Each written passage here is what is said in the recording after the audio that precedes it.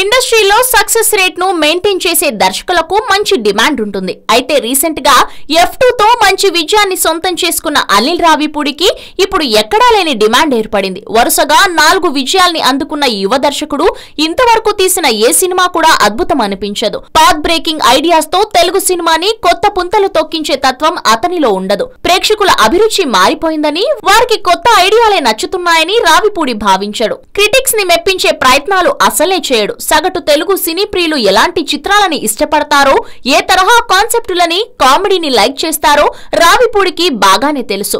Box office pulse తెలిసిన అతి కొద్ది మంది యువ దర్శకులలో అతనొక్కడు.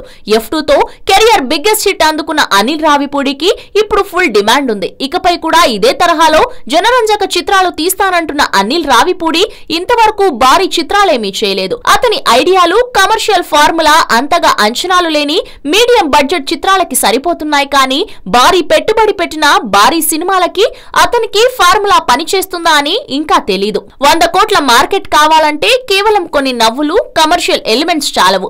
అవి వర్కౌట్ అవ్వాలంటే ఎక్స్ట్రా ఫ్యాక్టర్ తప్పనిసరి. మరి అనిల్ రావిపూడిలో భారీ చిత్రాలను డీల్ చేసే సత్తా ఉందా? స్టార్ హీరోలతోనూ ఇలాగే సక్సెస్ కాగలడా అనేది వేచి చూడాల్సిందే.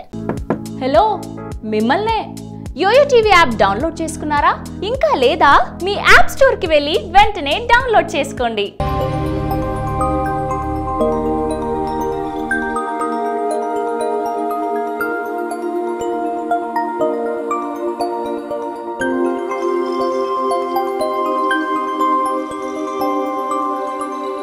ఈ వీడియో గనుక మీకు నచ్చినట్లయితే లైక్ చేయండి, షేర్ చేయండి అండ్ సబ్స్క్రైబ్ చేయండి.